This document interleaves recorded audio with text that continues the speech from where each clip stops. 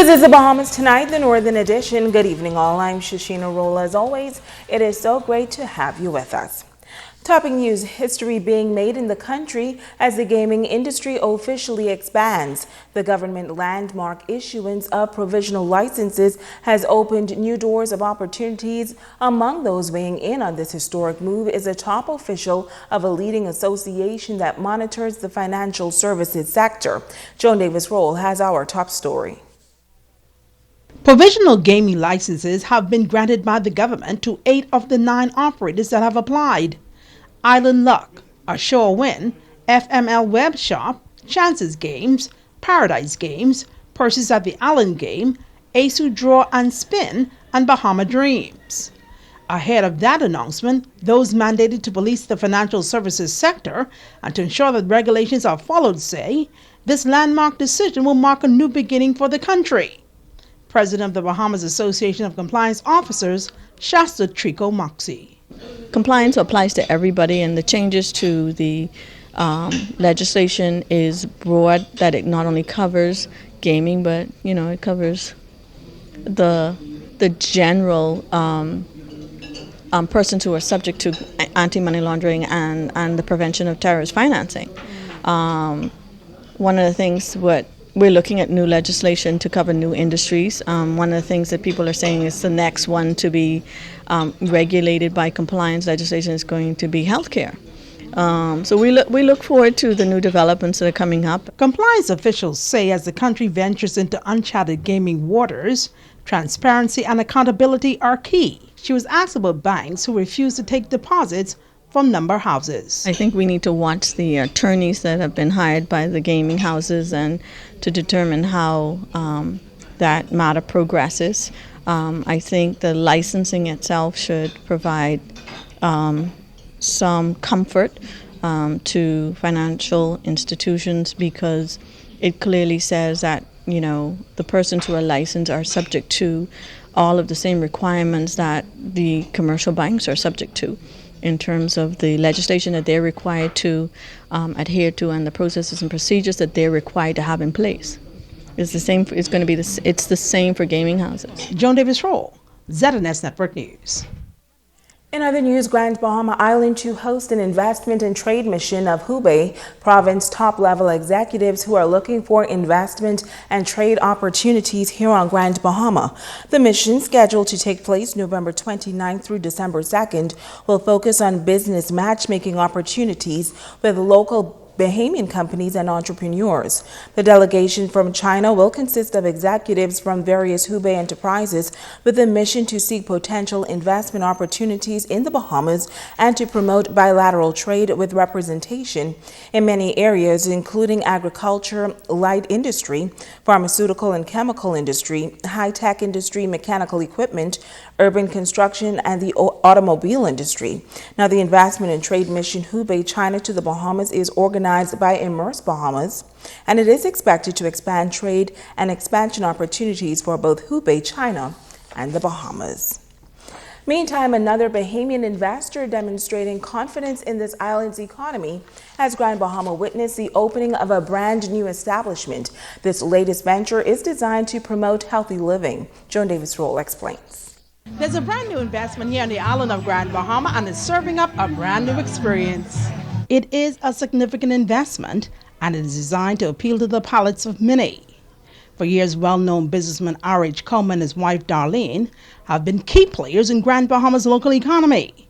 Now comes another venture, as an upscale gourmet cafe located in the Commonwealth Plaza, Freeport, made its debut during a soft opening. Proprietor Darlene Coleman, along with her husband R.H., are excited to be serving up not only a new business opportunity, but a totally new experience here on Grand Bahama. This is just one in a series of businesses that you've established here on Grand Bahama. Again, showing your confidence in the economy and showing your confidence in Bahamians. Yes, definitely. So we just hope that everyone will come in and patronize us and come and enjoy some of the good food and good things we have to offer. Very proud. Actually, I had nothing to do with it. But the first time I saw it was like 2 weeks ago. I was very impressed. And coming here tonight and saying what she has to offer. It's just as new to me as it is to you. Cafe Delicious is a health haven and one which health and fitness trainer Karen Wilson says is an idea whose time has come. I'm really into fitness and eating properly. 30% is exercise and 70% is what you put inside of your mouth. And when she came to me with the idea, I told her it was a great idea because I'm all into healthy eating. Well, she has on the menu, she has a lot of eggs, which is high in protein, which is really good for you. And then she has yogurt, which is also high in protein, it's also good for you. She has a parfait. Sometimes you might be on the run and you can't have breakfast and you want to just stop and get a smoothie, protein smoothie, which is good. That is considered breakfast. Eat healthy. Health is wealth. Patrons Mary Comer, Gary Lewis, and Monique Carter all thrilled about its opening and say Grand Bahamians are definitely in for a treat. Oftentimes one would think, I want to eat light. I do not want something heavy.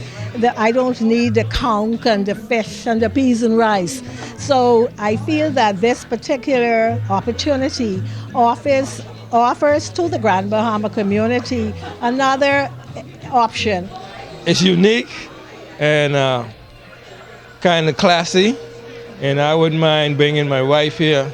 I first came through the door today. This was like something I had yet to see in Freeport. It's very nice. Like its name implies, delicious is certainly just that, delicious. Joan Davis Roll, ZNS Network News.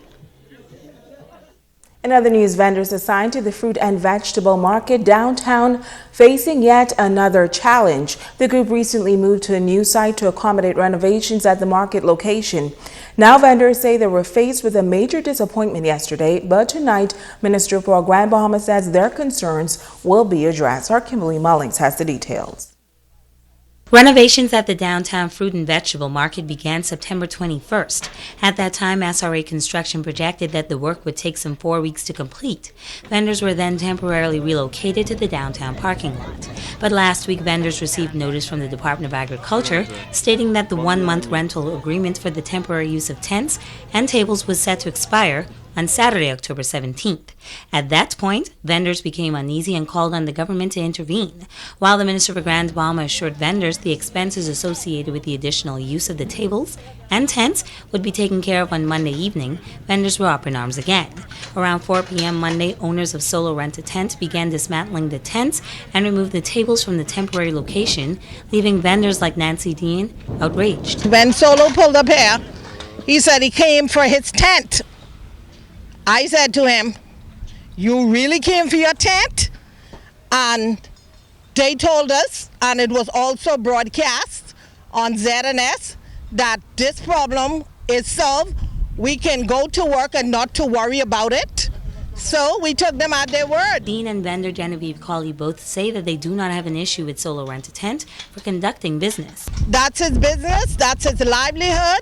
And we do understand that if he's not paid, he needs his tent because he can get other contracts. Now, I cannot blame Solo for moving his tent because being a person in business too, you have to do what you have to do.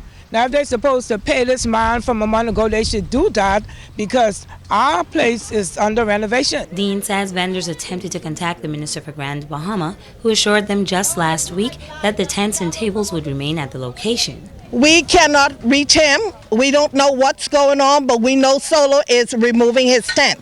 So we're not upset with Solo. A man got to do what he's got to do to survive. Colley noting that this displacement only adds to an already complicated situation. It will affect me and it will affect all the other vendors here because you don't have no cover.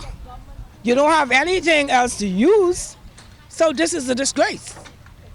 And right now it's pretty slow here. This ground belongs to the Port Authority. So that's another chapter that needs to be open. The operator of Solo Rent a Tent declined to offer a comment at the site on Monday afternoon, but Minister for Grand Bahama Dr. Michael Darville issued a statement Tuesday afternoon. Dr. Darville threw a press statement noting that an administrative oversight may have caused Solo Rent a Tent to withdraw its services on Monday, creating great alarm. However, he says the situation was immediately addressed and the tents will be re-erected. While apologizing for the inconvenience caused, Dr. Darville says he anticipates no further complication for the remaining tenure of the project. The Minister for Grand Bahama also thanking the government's partners for assisting with this project and assures vendors that within a few weeks they will have a more modern, physically appealing, and safe working environment. Kimberly Mullings, ZNS Network News. In news from the Crime Beat, police are investigating 2 armed robberies here on Grand Bahama. Reports say a male and a female were on a beach in the Lucaya area shortly after 1 p.m. yesterday when they were held up and robbed at gunpoint by 2 dark males. Now, the culprits made off with cash, jewelry, and other personal items. The second incident occurred shortly after 2 p.m. Police received information that a female, while in the Lucaya area, was accosted by a male who robbed her of cash and jewelry and then sexually assaulted her. Police say they are actively investigating these matters. Stay with us, there is more news right after this.